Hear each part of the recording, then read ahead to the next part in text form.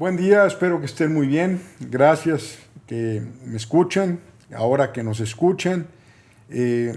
Tengo por aquí un discurso que un muchacho de 15 años dio cuando terminó tercero de secundaria. Les digo que yo estaba presente en ese evento. Como todos los eventos de graduación de hijos, es la cosa más aburrida del mundo. Duran eternidades, hablan 1000 profesores, parece que hay 5 directores, a veces duran 2, 3 horas y los papás, para ser honestos, nos desesperamos terriblemente. Yo en lo personal me paro al baño, ahí me encuentro a otros desadaptados, nos ponemos a platicar y esperamos estar ahí en el momento en que dicen el nombre de nuestros hijos, para entonces, ahora sí, tener el gozo de estar en este largo evento. Sin embargo, después como de unas 3 horas, hace 15 años, hace 10 años, el joven este, que en ese entonces tenía 15 años, se avienta un discurso y antes de que empiece a hablar, digo, qué flojera, otro discurso más. Me encuentro a un muchacho que se llama Gerardo Rendón. Gerardo, bienvenido. Gracias que estás aquí con nosotros. Ahorita te presento. Quiero saber quién eres. Yo tengo una idea muy buena. Quiero saber qué piensas y qué sientes. Pero me regreso al momento este del discurso, que el muchachito este agarra el micrófono y lo agacha porque ni siquiera alcanzaba.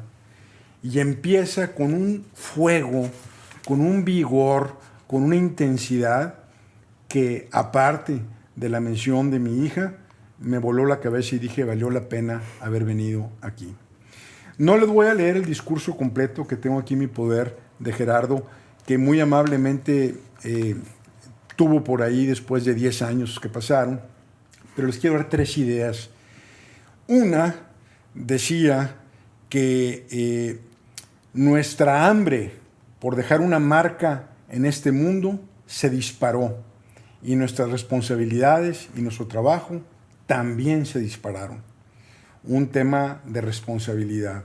Y su cierre, que realmente a mí me encantaría un día que lo publicara en algún lado completo, pero su cierre maravilloso es, y aquí estamos, dirigiéndose a la generación y a los padres que estábamos ahí, y aquí estamos en la cima del mundo y ni siquiera el océano más grande puede extinguir nuestro fuego.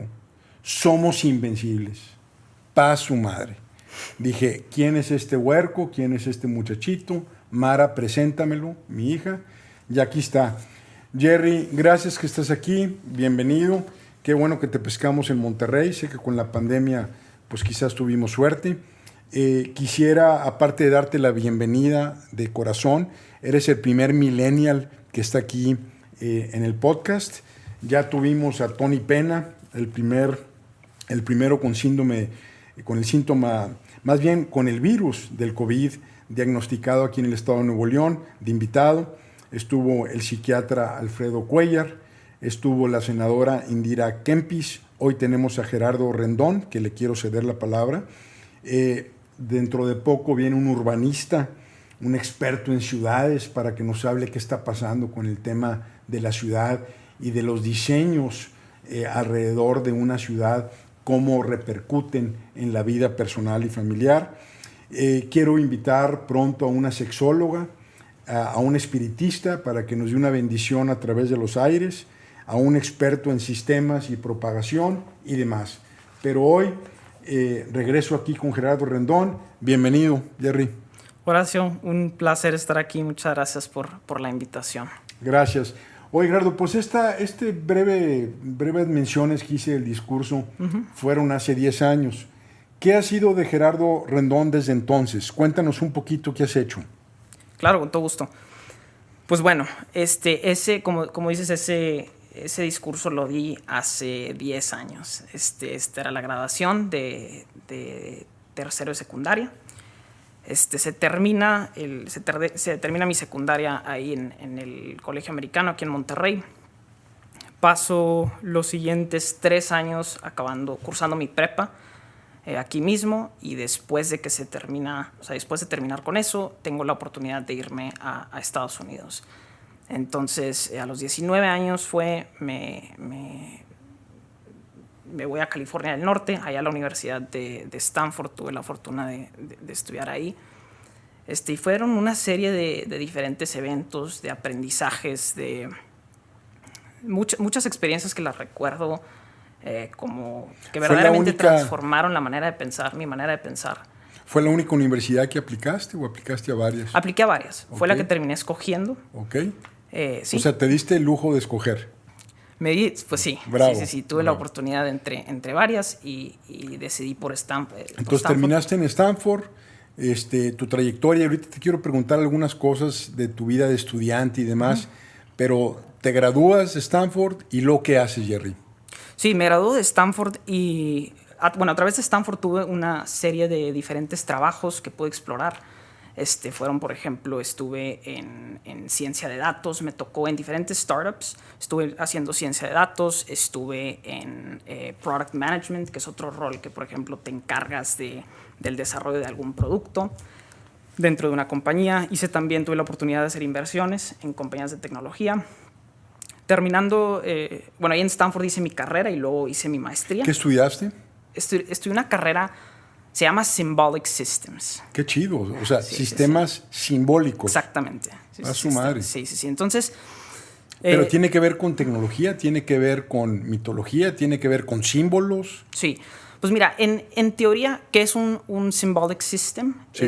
Es un agente, ya sea principalmente un humano o una computadora, que utiliza los símbolos para comunicarse con el mundo exterior. Por ejemplo, el idioma, el lenguaje, utiliza los lenguajes de programación también, una serie de cosas. Eso es en teoría lo que es mi carrera. En mi caso, yo le di un twist, un enfoque un poquito diferente. Fue una mezcla de varias disciplinas, fue una mezcla de computación, economía y un poco de human behavior con filosofía y psicología. Suena muy divertido. Muy interesante, muy difícil la carrera. Sí. Bastante, intelectualmente, muy... mucho reto. Mucho reto, exactamente, mucho reto. Y luego terminé la carrera y me quedo ahí un año más para hacer mi maestría. La maestría es en un campo, de cierta manera yo la veo como una extensión de mi carrera. Una maestría que se llama Management Science and Engineering. Es como ciencias administrativas y tecnología e ingeniería, una mezcla de habilidades técnicas que puedes desarrollar ahí. Mucho de estadística también, mucho de ciencia de datos, ese tipo de cosas. Entonces, como una extensión de las disciplinas un poquito más técnicas que puede ver en mi carrera. Excelente, sí. Excelente. Muy bien. ¿Estás trabajando ahorita? ¿Te dedicas, platicábamos ahorita un poquito antes de arrancar, haces inversiones en compañías de tecnología? ¿Es correcto? ¿Estás viviendo allá y te viniste a Monterrey por la pandemia? Exactamente, así fue. Fue a mediados de marzo, de hecho, que casi de un día para otro agarré el avión y me vine para acá. Y aquí estoy ahorita en Monterrey, actualmente sin fecha de regreso. Están muchas compañías, muchos negocios allá cerrados ahorita y por lo pronto aquí estoy disfrutando de Monterrey, que fue la ciudad donde nací y crecí. Perfecto. ¿Te ves en el futuro quedándote en Estados Unidos, Jerry? ¿O estás abierto a ver qué te dice la vida? Pero ¿qué idea tienes de eso? Claro, abierto a ver cómo se presentan las oportunidades, pero sí tengo la idea de regresar a México, de agarrar mucho de los aprendizajes, de tomar esos aprendizajes de Silicon Valley y de la universidad de estos últimos 6-7 años que estuve ahí y de aplicarlos, ¿no? Para ayudar a mi país, para ayudar a la comunidad y a la gente que me rodea. Fíjate que en mis tiempos había un tema, creo que todavía es predominante, que se llama fuga de cerebros. Y yo tengo algunos exalumnos, algunos profesores míos, yo mismo que estudié mis 2 maestrías y mi doctorado en Estados Unidos, por un momento estuve tentado a quedarme allá. Y bueno, pareciera que así como en India, que hay mucho talento de ingenieros y de financieros y de data scientists, sí. Parece que están regresando a la India, que para mí es el siguiente China. en cuanto a potencial, aunque sea más torpe que China en eventualmente dar el brinco. Pero pareciera que yo he escuchado mucho de gente de tu edad que está pensando en regresar a México, y me gustó mucho que dijeras para ayudar a México. Sí. ¿Es así? ¿Tú lo has visto? ¿Crees que lo compartes con alguien más o es más o menos tu idea solamente? De todo. De todo te ha tocado. Sí, de todo eso. Fíjate que me ha tocado gente muy brillante que por sus circunstancias deciden quedarse allá en Estados Unidos. Me ha tocado gente que quiere regresar a México. De todo. Ahí en la universidad me tocó de ambas cosas. O sea, conozco mexicanos que tienen pensado quedarse y vivir allá en Estados Unidos. Y los entiendo. Claro, se respeta 100% la decisión. Claro. Y también hay muchos que expresaron esa idea de venirse aquí a México de regreso y hacer algo por sí, aunque pareciera que el mundo ha cambiado tanto que las fronteras se borraron. Por ejemplo, yo trabajo con gente que está en Inglaterra, y ahorita con la pandemia, sí. O sea, parece que podemos trabajar con todo este sistema digital donde borramos de facto en la praxis a la frontera. Pareciera que eso ya no es tan importante como antes. Sí, de hecho, hay ciertas cosas o sea, por ejemplo, la tecnología, hay ciertas cosas en el mundo que están haciendo, o sea, que están facilitando la comunicación entre fronteras. Obviamente la tecnología, o sea, cada vez más vemos, por ejemplo, los trabajos remotos, los equipos remotos que tienen una oficina en Silicon Valley o en alguna parte en Estados Unidos y otra en México o en alguna otra parte del mundo. También está el tema de que muchos inversionistas ahí en Silicon Valley cada vez más y más están invirtiendo fuera de Estados Unidos. Sí. Entonces hay cada vez más inversión. Bueno, esto era pre-pandemia, pero mucha inversión más interés en Latinoamérica, más interés en Asia, por ejemplo, en Southeast Asia, en Europa también, Corea del Sur, muchos países, muchas regiones, y eso es bastante interesante, bastante padre ver que esas innovaciones están cruzando fronteras. Sí, ¿verdad? Como que estamos relativizando la frontera. Pareciera que realmente estamos conectados. Oye, ¿y por qué fue que te gustó Stanford y qué aprendiste de Stanford? Dinos las 3 cosas top que aprendiste de Stanford y a lo mejor platícanos brevemente de un par de colegas ahí que te hayan llamado la atención. Sí, claro, con todo gusto. Pues bueno, escogí Stanford hubo varias cosas que me llamaron mucho la atención. Siempre fue como la universidad, mi primera opción, la que más me llamaba la atención. Primero que nada, una cosa que me gustó mucho es hay como una libertad intelectual bastante interesante, donde muchas de sus carreras y muchas de sus disciplinas, incluyendo Symbolic Systems, que es la mía, le dan al estudiante la oportunidad de tomar clases en diferentes disciplinas. Entonces, como autodiseño.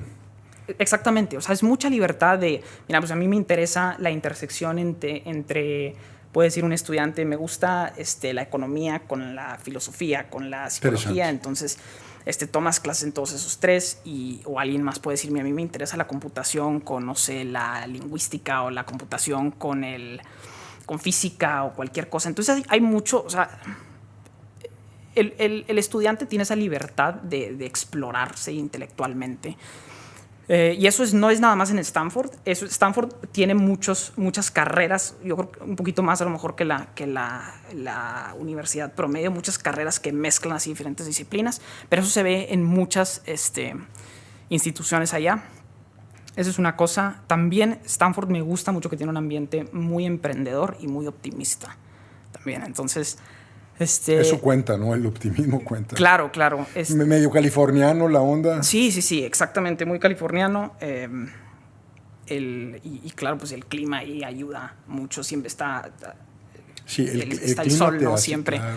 Pero mucha innovación que sucede dentro y fuera de la universidad. Mucho optimismo para crear cosas interesantes, para hacer cambios en las sociedades alrededor del mundo. Y eso me llamó mucho la atención. Yo, de hecho, cuando fui a visitar la universidad, porque si te aceptan, te dan la oportunidad de ir a este evento que es el Admit Weekend, que son 3 días que puedes ir a visitar la la universidad antes de ya decidir si quieres ir ahí o no. Y es como en un mes, haz de cuenta, todas las universidades hacen sus Admit Weekends para que el estudiante vaya a las diferentes Admit Weekends a ver cuál le gusta. Y a mí eso, o sea, yo cuando fui a Stanford todo eso se confirmó. Y pues súper agradecido Dijiste, de aquí soy. De aquí soy. De hecho, exactamente esas palabras le dije a mis papás. De aquí soy. ¿Te ahí. aceptaron en Stanford y dónde más? Bueno, estaba entre Stanford y otras universidades en el noreste. El noreste, sí, Ivy League. Sí, una que otra, sí. Ok, bueno. Oye, y así como ya dijiste innovación, Ajá. la libertad, otra cosa que te haya dejado la universidad, más allá de lo que aprendiste en las clases. Sí. Muchas cosas que le saqué a la universidad, muchos aprendizajes. En particular, 2 experiencias que marcaron mucho mi estancia ahí. Una de estas experiencias tuve la oportunidad de ser maestro allá en ¿sí? clase. Sí. ¿Diste clases? Di clases, sí. ¿Qué edad tenías? Clases. Esto fue en el 2017. 3 años menos, 22. Sí, tenía 22 años. Me gradué. Te felicito. Me gradué en junio del 2017. Y luego... ¿Y de qué dabas clases? Sí. Daba clases, de hecho, una clase de mi carrera, de Symbolic Systems. Es una de las clases como de introducción a la carrera. La clase se llama Minds and Machines, mentes y máquinas. Clase bien interesante. Se metía te explicaba básicamente lo que es Symbolic Systems y se metía a una serie de diferentes campos, le daba había diferentes enfoques dentro de esta clase. Por ejemplo, se iba desde teorías de mente, ciertas teorías como theories of mind, hasta algo de inteligencia artificial también. Vimos, por ejemplo, redes neuronales un poquito, vimos un poquito de machine learning también, varias cosas de filosofía, varias cosas de psicología. Sí, es como un overview, ¿no? Muchas cosas bien interesante. Fue una de las experiencias que más me marcó. Esa, y ahorita te platico de la segunda. Échale. Ahorita si quieres nos podemos meter también a por qué cada una de estas. ¿A por qué? A ver, dinos, ¿por qué? Sí. Bueno, el ser maestro es como realmente aprendes, ¿no? Exactamente. Digo, yo tengo dando clases, yo empecé a los 20 años, sí, pero a dar clases aquí en el TEC, no en Stanford, ¿verdad? Pero me gradué en mayo de 1980 y empecé a dar clases en agosto, 15 días antes de cumplir 21. Okay. Y desde entonces sigo dando clases. Me acabo de aventar, Jerry, una clase a Colombia, a Bogotá. ¿En serio? La semana pasada, en Zoom, de su madre, o sea, 3 días de 8 horas. Fue una experiencia muy pesada, muy interesante. Pero vaya, yo he confirmado que lo mejor que uno puede hacer para aprender es enseñar. Sí, no, definitivamente. De hecho, si verdaderamente quieres aprender bien el material, creo que no hay mejor manera, una de las mejores maneras para hacerlo es aprender a enseñarlo. Porque así te das cuenta que, así te forzas a regresar y asegurarte que todo el material, que entiendas perfectamente bien todo el material y que no haya como gaps en tu conocimiento. Que sepas, mira, el paso 1 es el paso 2 es el paso 3 es si se cumplen esos 3 pasos, pues llego a la conclusión que es lo que quiero transmitir. Entonces, si verdaderamente quieres aprender algo bien, dar clases es de las mejores cosas que puedes hacer. Me ayudó también mucho para poder tomar o para practicar este concepto de tomar una idea complicada, una idea una idea, por ejemplo, ciertas ideas que tratan diferentes disciplinas complejas, tratar de simplificarla y poder... Síntesis. Sí, y poder de cierta manera comunicarla al salón. Sí. Entonces, bien padre. ¿No te da miedo? Por ejemplo, yo llegué ahí, todos los alumnos eran más grandes que yo. Sí. Yo no soy sudón, sudo, pero me acuerdo que estaba sudando profundamente por el miedo de enfrentar un grupo, pues todos más grandes que yo. ¿No te da miedo eso? ¿Al principio no tartamudeabas o algo? No, al principio definitivamente no sabía lo que iba. Dije, híjole, me llego a... Si no me sé algún concepto o algo así, o si batallo de cierta manera y no tengo las respuestas, pues es mi responsabilidad. Yo les estoy dando clases a estos y si a estos alumnos y si me hace alguna pregunta que no sepa o si hay alguna cosa que diga que sea incorrecta, pues por mí no van a estar aprendiendo bien. Entonces, y luego hay alumnos que nada más quieren joder al maestro. Claro, que sí, se lo quieren agarrar en curva. Me tocaron varios de esos. Me tocaron. Hijos de su madre. En general no fue así. O sea, en general los alumnos muy abiertos. Muy abiertos, ayudando mucho o sea, ayudándose entre ellos al proceso. a explicarse entre ellos, aprender, sí, pero de vez en cuando, pero también tenía que estar pues muy preparado porque pues eran temas complicados y era un grupo daba 2 clases a la semana de 20 alumnos. ¿Reprobó a alguien? Oye? No. Bueno, a mí me tocó reprobar algunos porque de plano les imploraba, ¿sabes qué, güey? O sea, dame una razón para que no repruebes. Sí. Y me duraba la culpa mucho tiempo. Entonces, el aprendizaje fue una de las cosas, Jerry. Sí. El ayudar al alumno también, una de las experiencias más como gratificantes, poder explicarles de que, mira, así funciona este tema, así funciona este otro tema, y luego verles cómo se les ilumina la cara cuando por fin entienden algún concepto. Bien padre. Sí, una experiencia que verdaderamente me transformó la vida. Yo quiero después tomar otra vez eso, o sea, ser maestro después a lo mejor no sé si de tiempo completo o no, pero de cierta manera incorporar eso. Pues bienvenido. Yo tengo ya 40 años dando clases. Sí, bien padre. Ojalá que así sea. Entonces, hablabas de 2 experiencias. ¿Cuál fue la segunda? Sí, entonces esa fue la primera. La segunda es un programa del que puede formar parte ahí en la universidad. Se llama el programa Mayfield Fellows. Es un programa de emprendimiento. Fui parte de ese grupo de gente, de ese grupo de estudiantes en mi último año en la universidad. Y bien interesante, es un programa escogen a 12 personas al año, es un grupo chico. Y te dan una serie es un grupo de emprendimiento, es un programa de emprendimiento, y te dan una serie de workshops, una serie de pláticas, y una serie de diferentes actividades que puedes hacer para desarrollarte como un buen emprendedor o un buen líder en el campo de la tecnología. Entonces, eso es lo que trata de hacer el programa. Y se divide en 3 partes. La primera parte son como cursos intensivos de, mira, si se crea una compañía, estos son el tipo de problemas que puedes enfrentar. Teníamos la oportunidad de de visitar varias compañías, visitamos también varios fondos ahí de inversión, de venture capital en Silicon Valley. Hubo varios inversionistas, varios emprendedores que vinieron a platicarnos un poquito de sus experiencias y de cómo funcionaban las cosas. Y después, la segunda mitad tenías la oportunidad de ver esto, de ver estos aprendizajes en práctica. La segunda mitad era en el verano y tú tomas un trabajo y puedes, tienes un mentor dentro del trabajo y luego tienes tu responsabilidad y haces algún rol, como por ejemplo, a mí me tocó hacer el rol Product Management, que si quieres al ratito podemos platicar de eso. Uh-huh. Y luego al final, la tercera parte son otra vez regresas al salón de clases y ya platicas un poquito de lo que viste y así aprendes de las experiencias de los otros alumnos. Y cada año se escoge una serie de estudiantes, o sea, son 2 estudiantes, y se va desarrollando esta red de alumnos de Mayfield Fellows que se ayudan mucho entre sí. Sí, entonces, muy padre. Y esta experiencia, pues varias cosas que aprendí. Mucho de lo importante que es, o sea, mucho de cómo crecer una compañía y de cómo, más que nada, los principios, los primeros pasos de una compañía y cómo se crece eso.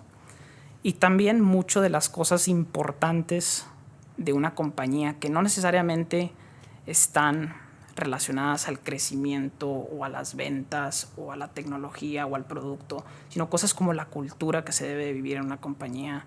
Ese tipo de cosas un poquito más como lo que le dicen el softer side de... ¿Has oído el de Culture Eats Strategy for Lunch? ¿No has oído eso? Me suena. Es Peter Drucker. Él decía que la cultura uh-huh. se come a mordidas a la estrategia. Uh-huh. O sea, la cultura, a final de cuentas, es más importante que la estrategia. Sí. Un visionario este hombre. En paz descanse Peter Drucker. Sí.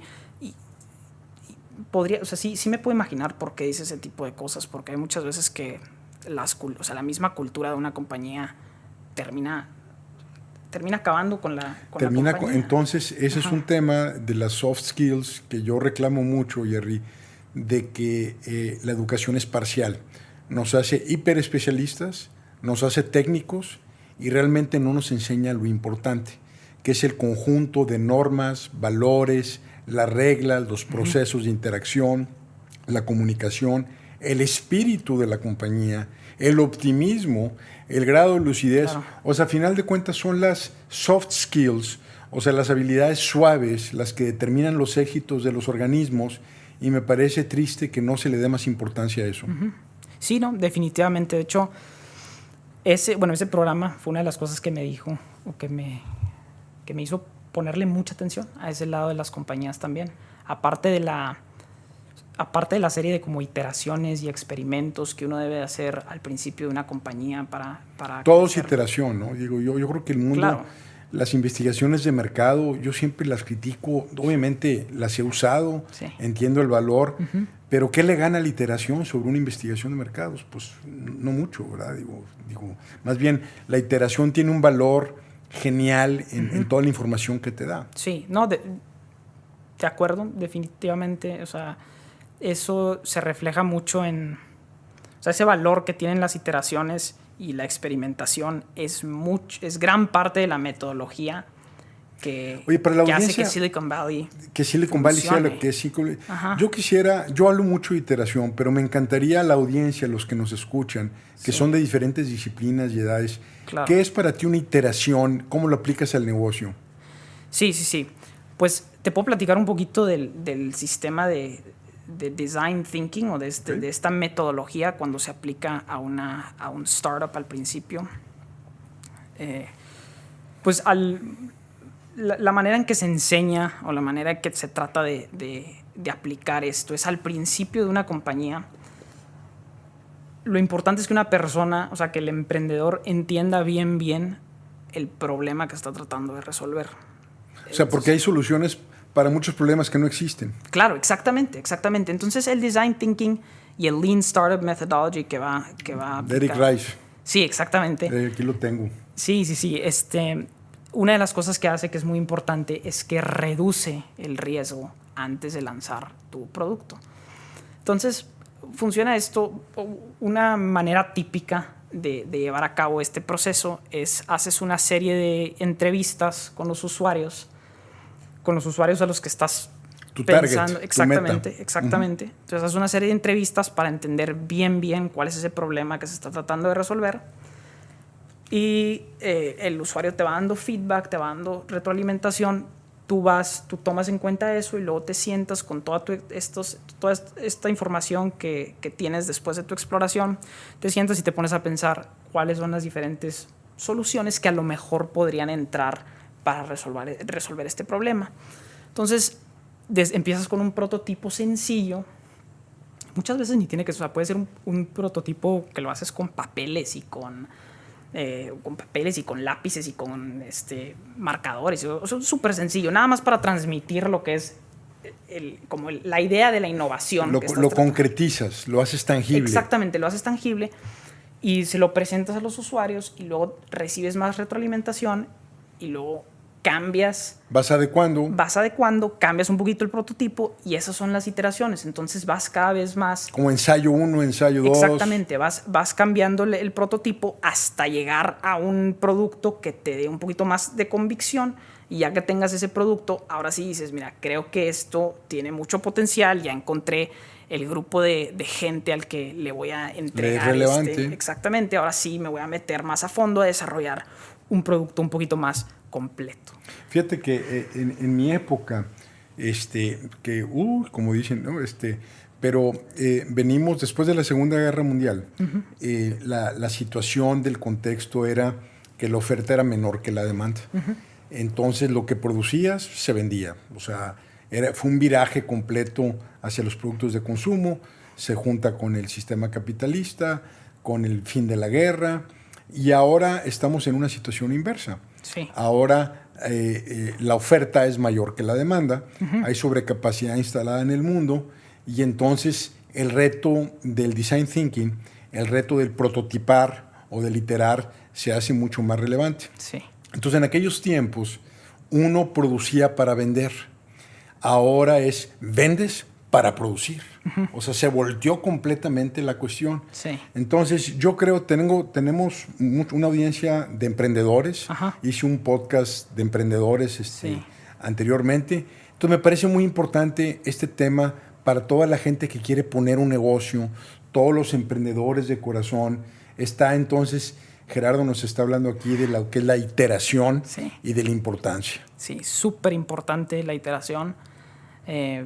Creo que tradicionalmente, y Horacio, tú tienes más experiencia que yo en hacer en consultoría de negocios, entonces corrígeme si sientes que no estoy diciendo cómo son las cosas, pero antes, o la manera más tradicional de llevar a cabo una empresa o de empezar algún proyecto es muchas veces con un business plan. Sí. Con un business plan que se hace muy por adelantado, sin necesariamente comunicarse con la audiencia, con el usuario. Sin iteración y sin engagement, sin conexión con el mercado meta. Entonces es algo de lo que estabas hablando hace rato, que no hay...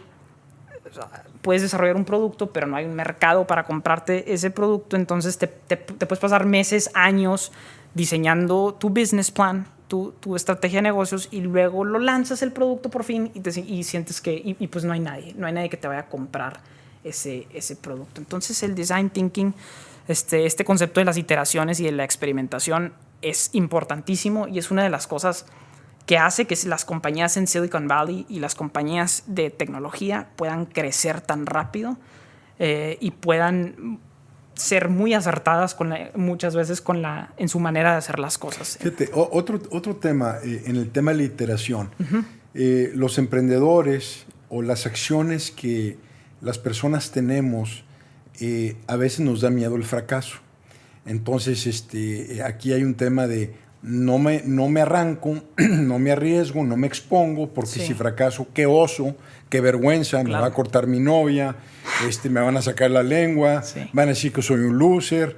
Entonces yo mejor no hago nada. Y el proceso de iteración te dice exactamente lo contrario. Exacto. Fracasa muchas veces muy rápido, no tan caro, aprende Sí. y lánzate. Entonces pareciera que hay emprendedores crónicos que ponen muchas empresas, ponen quizás 100, pero la verdad es que aunque le peguen a una es suficiente. Claro. De hecho, el modelo del inversionista en Silicon Valley es exactamente eso. Le voy a pegar, con que le peguen a una de las miles de compañías, o sea, con que le pegues a una de 10, por ejemplo, y esa compañía sea un exitazo, se regresan el dinero del fondo. Y es lo mismo en este caso, es lo mismo en este caso del emprendedor. Trata 1000 cosas, haz experimento 1, haz experimento 2, 3, y una vez que encuentres algo, te vas a dar cuenta que valió la pena hacer todo ese proceso. Definitivo. Sí, entonces, sí, muy importante ese lado. Muy bien, Jerry. Oye, y en Stanford me imagino que hay personajes de todos tipos. Sí, tú eres uno bastantes. de ellos, sin duda, ¿verdad? Cuéntame de uno o dos Sí. así peculiares. ¿Qué nacionalidad? ¿Qué hacían los güeyes estos? Sí, pues hubo varios hay muchas personalidades ahí de todo tipo, personas muy, muy interesantes. A mí me tocó hacer muy buenas amistades ahí en Stanford, y como te digo, estoy muy agradecido con la universidad por haberme dado la oportunidad. Pero sí, entre esas amistades y relaciones hay gente bien, bien interesante, y hay varios que se me vienen a la mente. A ver. Uno es un amigo que conocí el primer año que estaba ahí. Entonces fue en el 2013. Todavía sigo en contacto con mi amigo. Es un amigo de Holanda. Es un amigo holandés, sí. Este amigo le gusta mucho vivir como en los extremos de la vida. Él dice, mira, yo me voy a dedicar a estudiar, y estudia y no hace nada más y se mete 100% al estudio y punto. Y ahora dice, me tocan estos meses de relajarme y reflexionar. Y se pone a relajarse, a reflexionar, y se le avienta un tiempo, creo que quería leer, o estaba leyendo un tiempo 3 libros al día. En un periodo así, después de haberse graduado, se tomó uno de estos periodos así como de relajación, y de reflexión e hizo eso. Lo interesante de este amigo mío es que, bueno, es sumamente inteligente y aparte muy buena persona, pero me acuerdo cuando lo conocí al principio, estábamos ahí en mi primer, o sea, el primer lugar, la primera residencia de Stanford, donde estuve, y él vivía ahí conmigo, y me dijo que iba a estudiar 4 carreras. O sea, nomás 4. Nada más 4, sí.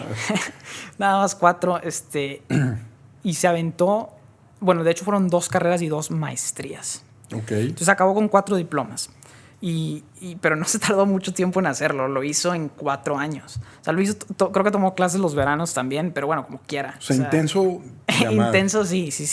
Fuera de lo normal, una disciplina como, o sea, una dedicación a lo que quería hacer como nunca antes había visto. Y bien interesante. Aparte eran carreras bastante difíciles. Sí. O sea, estudió y no computación. Es como que estaba en Universidad Patito, ¿verdad? Sí, estudió computación, o sea, computer science. Sí. Ciencias de la computación, y luego hizo su carrera en ingeniería eléctrica, y luego 2 maestrías, una en computer science también, en computación, y la otra en lo mismo que hice yo, que fue management science and engineering. Entonces, una serie de habilidades técnicas que tiene, que desarrolló en esos 4 años, súper...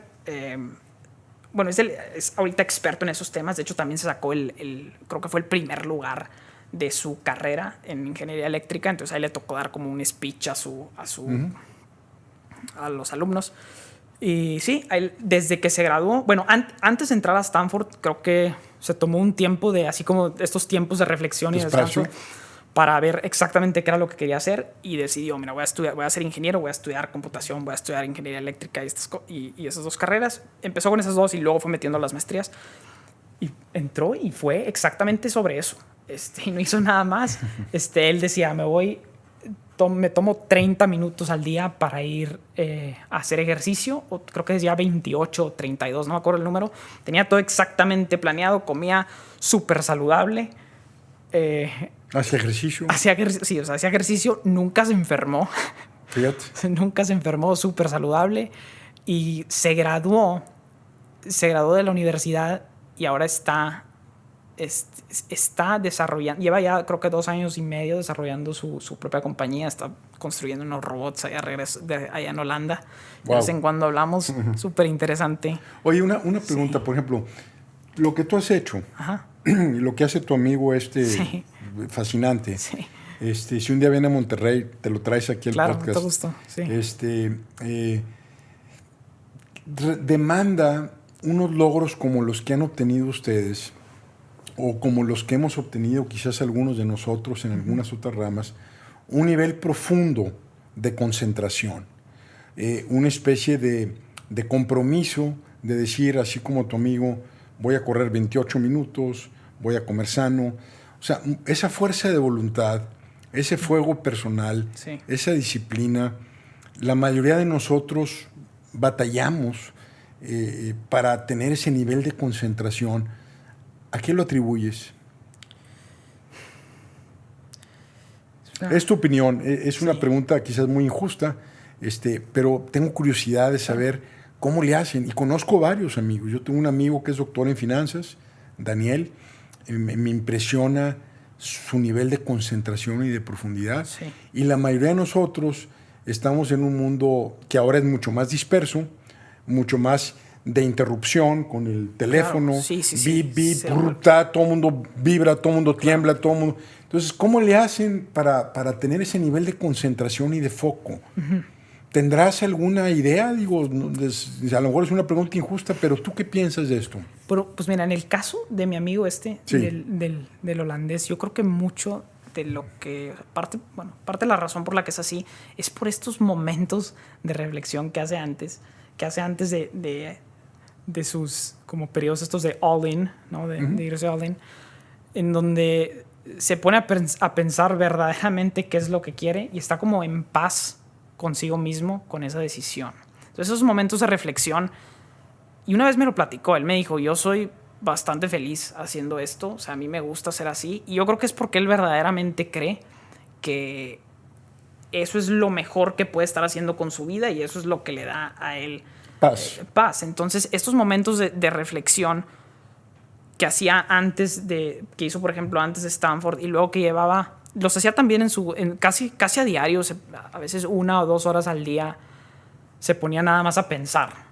Literal. Sí, literalmente nada más se sentaba en la cama y se ponía a pensar.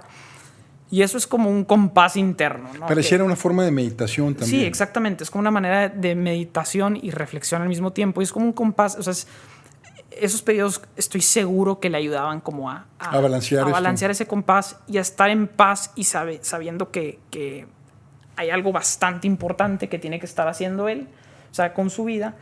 Y es más fácil para él deshacerse de esas distracciones. Sí, porque aquí también uno piensa, dices, oye, estas personas tan driven, con tanto impulso, ¿tendrán crisis personales de repente, Jerry? ¿Te tocó ver algo de eso? No sé si tú en lo personal, digo, yo a los 21 años tuve una depresión profunda, por ejemplo. Claro. Digo, no que tenga que ser así, ni mucho menos, simplemente pues me tocó. ¿Qué piensas de esto? Definitivamente hay gente que tiene crisis personales. En Stanford hay muchos casos de gente así en las universidades en Estados Unidos. Muchos casos de gente que batalla y es muy, muy difícil. ¿Había psicólogos ahí en Stanford? Sí, hay psicólogos y de hecho muchas veces se llenaban, especialmente alrededor de como exámenes finales o así, era más difícil conseguir citas y en los momentos de mucho estrés. No, definitivamente hay gente que tiene sus crisis personales y cada quien a su paso. Es importante reconocer que si alguien tiene una crisis personal, que la persona no está sola. Y sí, o sea, es importante. Yo también creo que es importante no estarte comparando con otra gente. Eso es terrible, ¿no? El estarnos comparando. Claro. El estar envidiando. Sí, definitivamente. Porque nunca vamos a acabar. Y es más, te metes 10 minutos a Instagram y puedes pensar que eres un verdadero loser. Claro. ¿Verdad? Y realmente es muy buen punto de no estarnos comparando. Sí. De atrevernos a ser como somos y ya. Exactamente. Y ya. ¿Verdad? Por ejemplo, el holandés pues es intrigante. Él así es, pero estaba en paz, ¿no? Sí, él así es. Él también, una vez platiqué con él de esto también, no se comparaba con los demás. Él tenía su propio camino y lo seguía y eso lo hacía bastante feliz y súper productivo. Entonces es una mezcla rara pues muchas veces la gente piensa, no, pues no puedo ser muy feliz si estoy todo el tiempo trabajando. Sí. Pues no era el caso con esta persona. No, él encontraba eso. Ahora, por ejemplo, tú, que tienes este fuego personal, esta motivación interna, esta autocombustión, ¿verdad? Por ejemplo, tú, ¿cómo te alivianas? Veo por ahí, me dicen por ahí que te gusta la guitarra, que eres medio rockero, que eres medio, vos no sé, heavy metal o qué onda. Sí. Cuéntanos un poquito de tu afición a la música. Y claro, si eso compensa en parte o te ayuda a mantener este fuego personal y este compromiso hacia la superación profesional, técnica y demás. Sí, claro. Es importante para mí de vez en cuando desconectarme. Y muchas de las cosas que hago ahorita son las mismas cosas que hacía de chiquito, de hecho, para desconectarme. Tocar instrumentos musicales, sí me gusta mucho el rock, me gusta mucho tocar la guitarra eléctrica. Me gusta también tocar el piano. Leo de vez en cuando. Me gusta también ver series, o sea, ver Netflix, también hago ese tipo de cosas.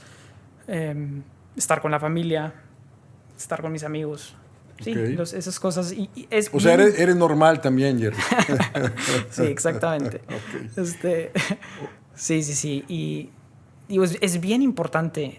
No nada más es bien importante tomarte, bueno, en mi caso es muy importante tomarme estos breaks en medio del día. No nada más por estar cansado y para recuperarme, pero también porque me sirven como momentos de reflexión para ver cómo estoy haciendo las cosas, si quiero seguir haciendo lo mismo, si quiero cambiar de ruta un poquito. Sí, entonces es Perfecto. Bien importante para mí. Oye, nomás así rapidón. Sí. ¿Una serie que te haya gustado mucho en Netflix? Game of Thrones. Ah, bueno, sí. También. ¿Tú ya la viste, Bernardo? También. Game of Thrones. Yo la vi... Obviamente me da vergüenza decirlo, pero la he visto 3 veces completas, vago, pero creo que hay una psicología fascinante detrás de ahí. Bien padre. 2 libros que te gusten.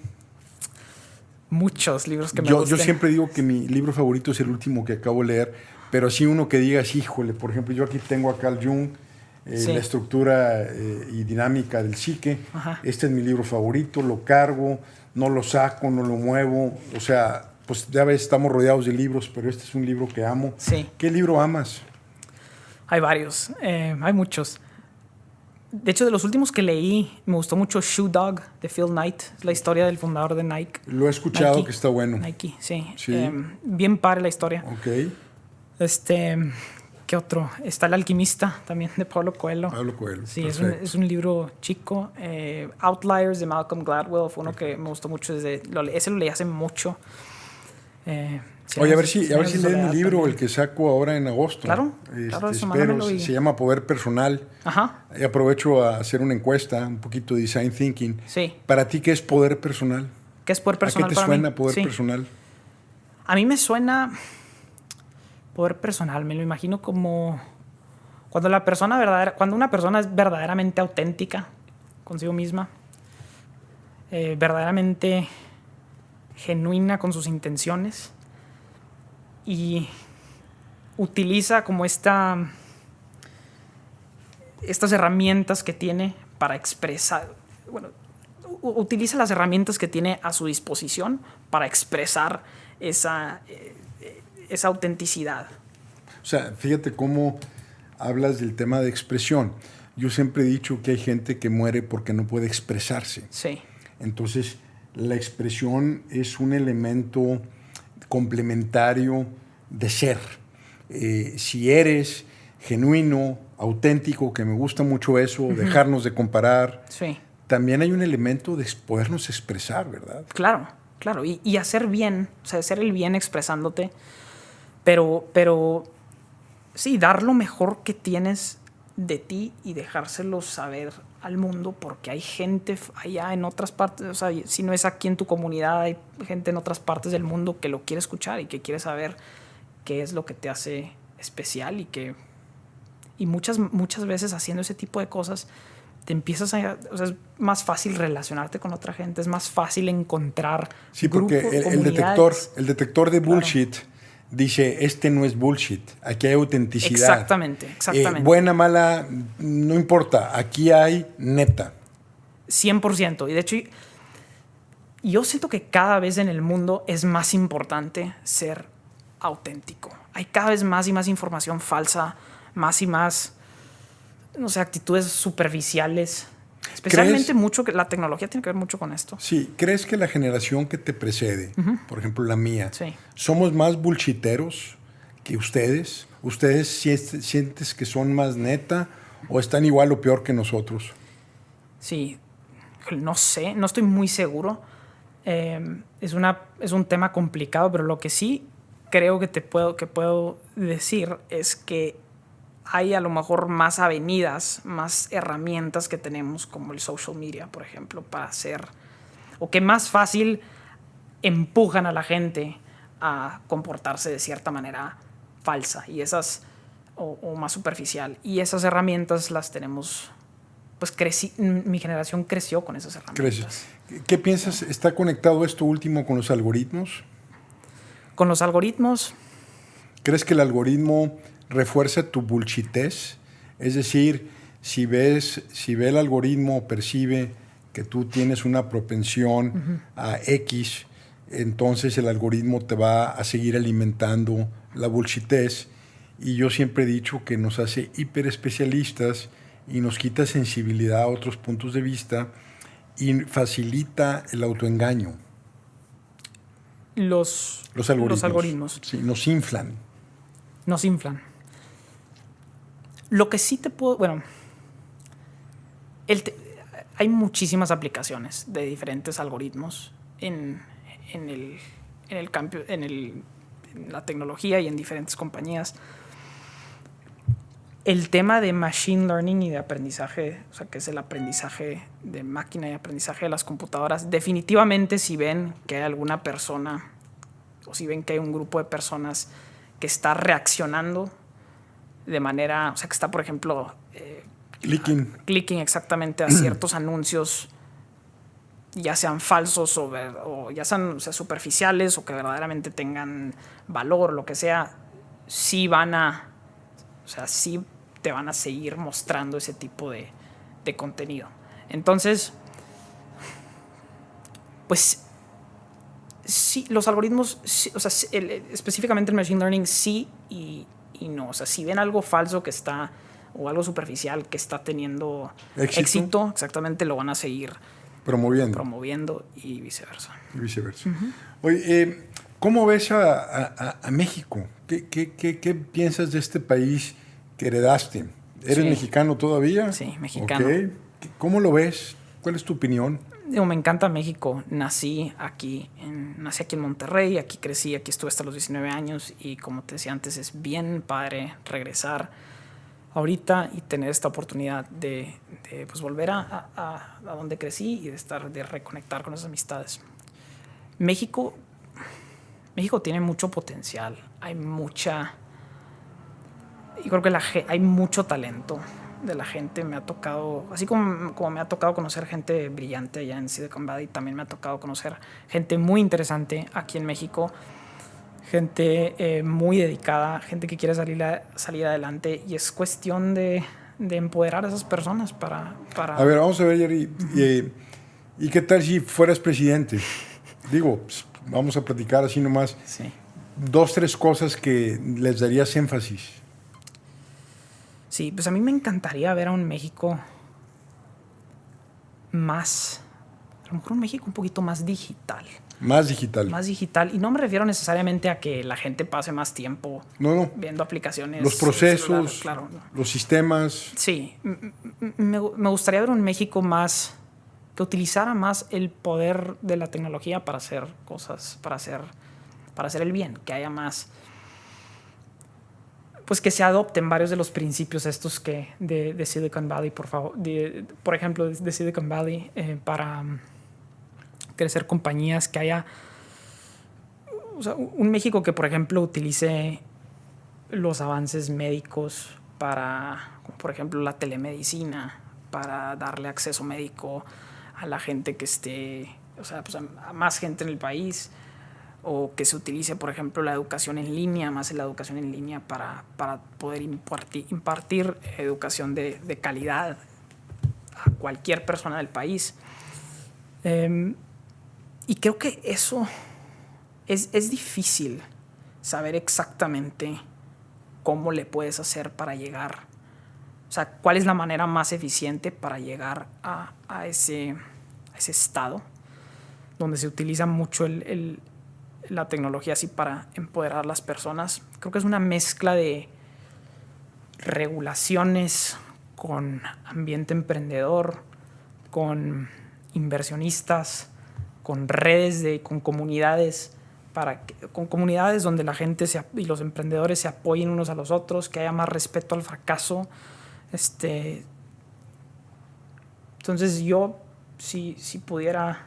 Digitalización sería una cosa que le pondría mucha atención. No necesariamente, o sea, no sé exactamente cuál sería la regulación o qué cosas cambiarías, en los procesos.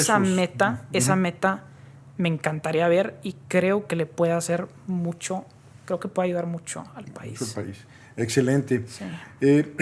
Fíjate que he sido consultor muchos años. No he perdido la academia, siempre doy por lo menos una clase al semestre en algún lado. Me ha tocado dar clases en otras universidades, en otros países y demás. Y ahora el tema, doy asesorías personales, consultorías 1 a 1. Y ahora con la pandemia, pues resulta que eso es lo que se me ha disparado. Sí. Una pregunta muy recurrente que me hacen, sobre todo gente que tiene la chispa del emprendedor, que yo creo que la tenemos todos. Hay unos que se atreven más que otros, nada más. Entiendo que no todo el mundo está hecho para eso, pero la mayoría tenemos esa chispa. Me preguntan mucho, Horacio, y dime qué tendencias hay, cuáles son los startups con más futuro, no sé, inteligencia artificial. O sea, prácticamente me preguntan, ¿qué ves ahí? Pues mejor yo te lo pregunto y se los comparto así de manera masiva. ¿Tú cómo lo ves? ¿Qué tendencias ves por ahí? Muchas tendencias en el mundo de startups y de la tecnología. Una de las que estábamos hablando hace rato un poquito era el hecho de que hay cada vez más inversión fuera de Silicon Valley, o sea, los mismos inversionistas que están basados ahí en Silicon Valley cada vez están abriendo más y más sus puertas para invertir en México, para invertir en Latinoamérica y en otras partes del mundo. Veo tendencias, por ejemplo, en el campo de salud. Esto que estaba mencionando hace ratito, la telemedicina, bien importante. Creo que es algo que vamos a ver de eso cada vez más y más en los años que vienen. O sea, ¿qué es la telemedicina? Es cuando puedo llevar a cabo una consulta médica, claro, o algún diagnóstico así de manera remota. Entonces, por ejemplo, una consulta a través de un celular. ¿Sí? A través de un, y con el mejor médico que esté ubicado en... Claro. ¿verdad? Y también con los médicos que son... Porque ahí puedes integrar mucho este concepto de datos y personalizar un poquito más la experiencia y conectarte con un médico que sea especialista en eso. En tu condición. El mejor del mundo. Exactamente. Entonces, eso creo que tiene mucho potencial. Tiene mucho potencial la educación en línea también. O sea, por ejemplo, hay compañías en Indonesia, hay compañías en India que están democratizando el acceso a la educación. Y es muy interesante ver eso, muy padre, porque cuando tienes, por ejemplo, una compañía así de educación que está impartiendo clases a través de tu dispositivo móvil, pues cualquier ineficiencia del sistema, cualquier cosa, se vuelve medio irrelevante porque llegas directamente con el consumidor final, con la persona que tiene acceso al dispositivo móvil, que cada vez hay más y más y más. Y esa persona está recibiendo una excelente educación. Entonces, creo y espero que cada vez veamos más y más de eso también. El tema de machine learning, de aprendizaje de máquina, inteligencia artificial, todo eso va a seguir creciendo en las diferentes industrias. Creo que también ese es un tema que se debe de ver con cuidado, porque pues también tiene mucho potencial de disrupt, ¿no? De hacer el dark side.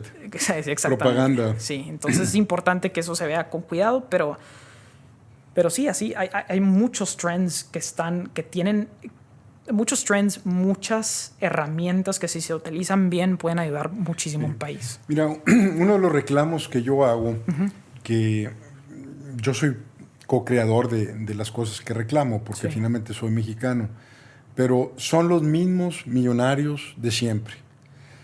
Es más, agarras una revista de expansión donde vienen los 20 hombres más ricos de México y parece una publicación de hace 20 años. Sí. O sea, es lo mismo siempre, una minoría chiquita, y obviamente pues hay un tema de corporativismo, de una especie de alianza peculiar, macabra, siniestra entre la iniciativa privada y los gobiernos en turno y demás. Yo creo que la digitalización tiene la capacidad de ser altamente disruptiva para bien. Sí. Ojalá que un día hubiera un fondo bueno, serio, decente. Hay muchos, hay que decirlo, pero pues son los mismos que son los dueños, donde realmente estuviera apoyando a emprendedores digitales, por llamarles de alguna forma, y que realmente este país pueda dar el brinco en su metodología. Yo creo que hay un potencial enorme. El talento de los emprendedores es igual que en cualquier parte del mundo. Hay mexicanos con muchísimo talento. Los vehículos no están. Si algún día quieres poner un fondo fregón así, yo te ayudo, yo le entro. Si un día quieres poner algo de educación, yo le entro también. Creo que ahí está realmente mucho del futuro de México. Sí. Hoy te quiero preguntar muchas cosas, pero pues tenemos que ir medio cerrando el tiempo. Sí. ¿Tú me quieres preguntar algo a mí, Jerry? Pues me interesa mucho conocer un poquito más de tu doctorado, de tu PhD. ¿Qué fue lo que te llamó la atención? ¿Por qué hacer un PhD? ¿Qué fue lo que viste? Me encantaría si me platicas un poquito más de eso. Pues mira, estudié la carrera de administración. Sí. Y luego una maestría en administración. Ajá. La hice aquí en la Universidad de Texas en Austin. Y yo quería estudiar un doctorado para poder dar clases en cualquier universidad del mundo. Sí. Se me antojaba Stanford también. Sí. Digo, no hay que tener metas modestas, ¿verdad? Y cuando estaba la opción de irme otra vez por administración, Sí. o algo completamente diferente, dije, no. No quiero ser un hiperespecialista, y yo creo que el experto más competente es el que es el menos especializado. Uh-huh. Eso es lo que yo pienso. Entonces dije, ¿realmente qué me gusta? Pues a mí me gusta la psicología. Entonces, y me gusta la mitología. Y un día, en mi confusión vocacional, que he tenido mucha confusión vocacional, estudié arquitectura, estudié leyes, estudié psicología, finalmente administración, mercadotecnia. Muy errático el muchacho, pero bottom line, a los 44 años, Jerry, a las 3, 4 de la mañana, dije, no manches, tiene que haber una teoría de la psicología del destino. Uh-huh. Tiene que haber algo escrito de la psicología del destino. ¿Por qué sigo pensando que el destino ahí está? Y es un tema que amerita 2, 3 programas, hablar del destino, ¿verdad? Sí, claro. Y me meto a buscar psicología del destino y me encuentro un autor que se llama James Hillman. Okay. Y leo sus artículos, me encanta, lo empiezo a estoquear, sí. Le empiezo a bombardear. Uh-huh. Y resulta que daba clases en este lugar donde yo estudié mi doctorado. Entonces quise formarme en algo completamente diferente. Obviamente me cambió la visión de las cosas, sí. Me ratificó la importancia de las soft skills, sí. De la cultura, uh-huh. De la psicología, de los sistemas, de los procesos, de la capacidad de poder hacer equipo con otros, sí. De la capacidad de poderte comunicar con otros, de no estar poseído por los complejos, de no estar poseído por los mecanismos de defensa y realmente tener apertura y ser humildes. Entonces, pues por eso. Sí, qué bien, qué padre, felicidades. Felicidades por haber terminado. Gracias, Jerry. Y muy interesante la historia. Y a la raza que nos escucha, uh-huh. A la gente que nos escucha, uh-huh. Tenemos... te digo, mujeres y hombres de muchas edades, muchos jóvenes, nos escuchan en más de 30 países. ¿Qué mensaje les quieres dar a la generación esta? Yo le digo a la gente que qué mensaje le quiere dar como una opinión, obviamente no porque seamos ni tú ni yo ninguna autoridad, pero me interesa que un millennial, el primer millennial que viene a este programa, sí. ¿Qué mensaje le quieres decir al mundo o qué reclamo le quieres hacer al mundo? Sí. Sí, pues, o sea, hay como muchos diferentes consejos, mucho advice que puedes escuchar de diferentes personas y en cierto caso pueden aplicar en tus circunstancias en particular o en cierto caso no. Hay mucha información, hay mucha gente que está compartiendo su advice, mucha gente que está compartiendo información falsa, mucha gente que... hay muchísima información en el mundo. Demasiada información. Demasiada información y yo creo que es uno de los problemas, de hecho uno de los retos más grandes que enfrenta la sociedad en los siguientes años es la cantidad de información. Overload. Overload. La cantidad de información y la cantidad de información falsa. Bullshit. Sí, demasiada.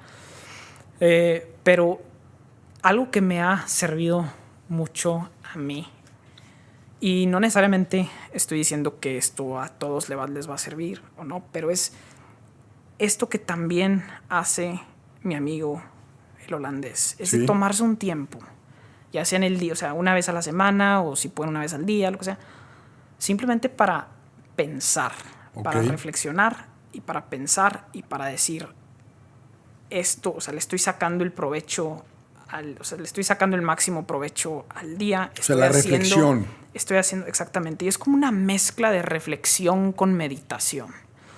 Es donde empiezas a pensar, a ver, verdaderamente esto es lo que quiero hacer hoy, esto es lo que estoy haciendo, quiero hacer esto con mi vida, creo que debo hacer esto, a lo mejor en los siguientes, me dan ganas, por ejemplo, de intentar este experimento, me dan ganas de explorar esta área o estas cosas.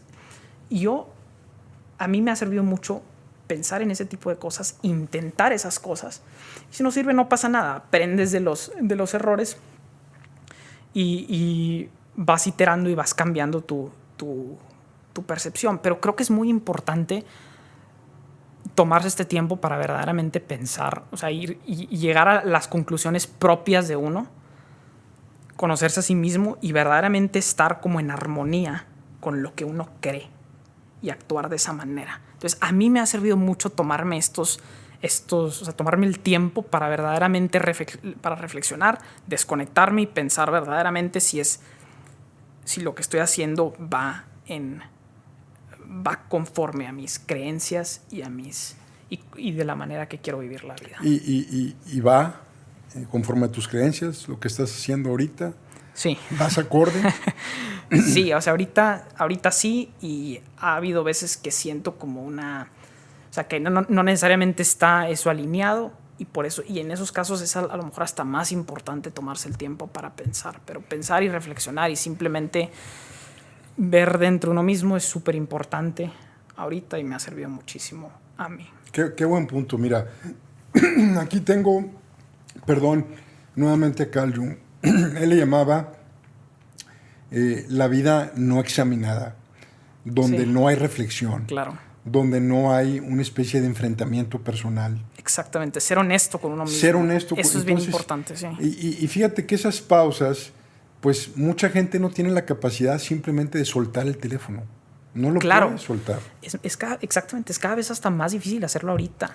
Sí, entonces esa capacidad de decir, me voy a dedicar a pensar, Ajá. mindfulness, meditación budista, Sí. tibetana, concentrarte en la respiración, una mezcla de reflexión o simplemente dejar por un momento la mente en blanco para que se acomode. Yo siempre he dicho que en la pausa está la cristalización. Sí, exactamente. En la pausa está la semilla. Entonces, la gente que no tiene una vida examinada, que no hace autorreflexión, que no checa si está siendo auténtica con su vida, que lo han mencionado varias veces y me gusta mucho que hayas mencionado eso. Yo soy enemigo del bullshit. Yo hago bullshit a veces todavía y me atrapo haciendo bullshit y me regaño a mí mismo. O sea, creo que lo he ido disminuyendo. Creo, como dice Jung, en la segunda mitad de la vida uno va acercándose realmente a lo que uno es. Pero ¿por qué no desde joven? ¿Por qué tengo que esperar, yo que tengo algunos años más que tú, a encontrarme más allá en la vida? ¿Por qué no de una vez? Claro. ¿Por qué no nos atrevemos a ser uno mismo, realmente a ser auténticos y darnos esos espacios de reflexión?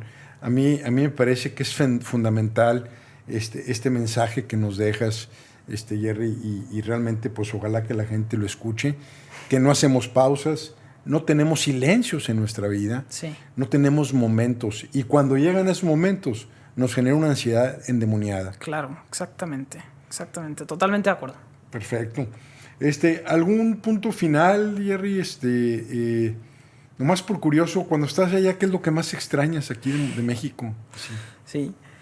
Extraño mucho la familia, los amigos, las relaciones, o sea, esas amistades que tuve, con las que crecí.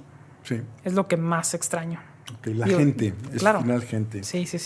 Bueno, muchas gracias, Gerardo Rendón. Quiero que vengas, si yo vivo y si todavía estoy haciendo esto. Aquí mi encuentro contigo fue hace 10 años. Sí. Donde quiero volver a tocar un punto aquí de tu discurso que nos diste ahí a profesores, a padres de familia, sí, y a compañeros. Ojalá vengas en otros 10 años, claro, a ver qué gusto. rollo traes, y ojalá que pues pueda tener el privilegio de seguir en contacto contigo. Claro que sí, Horacio, muchísimas gracias, un honor, placer estar aquí. Gracias, al contrario. Quiero, antes de irnos, nuevamente a hacer una breve lectura de una línea fenomenal que escribió Gerardo Rendón a los 15 años, que fue lo que me despertó en la ceremonia después de 3 horas de estar bostezando. Y está en inglés, lo voy a decir en español, y le dice a su generación y a la gente que lo estábamos escuchando: entonces, aquí estamos en la cima del mundo y ni siquiera el océano más grande puede extinguir nuestro fuego. Somos invencibles. Muy metafórico que era. Chingón, ¿no? Te felicito, me da mucho gusto. Esta autoestima es la que necesitamos. Necesitamos foco en nuestras metas, enfoque, necesitamos meditar y necesitamos darnos a otros. Bienvenido otra vez, Jerry, muchas gracias. Muchas gracias, Horacio. Como te digo, un placer y hay que seguir en contacto. Hasta la próxima. Saludos a tu amigo el holandés. Claro que sí. Yo Dile que estuvimos hablando de él. Sí, sí le voy a decir. Órale pues. Gracias, Bernardo. Gracias. Hasta luego. pronto. Hasta la próxima. Bye, bye. Muchas gracias.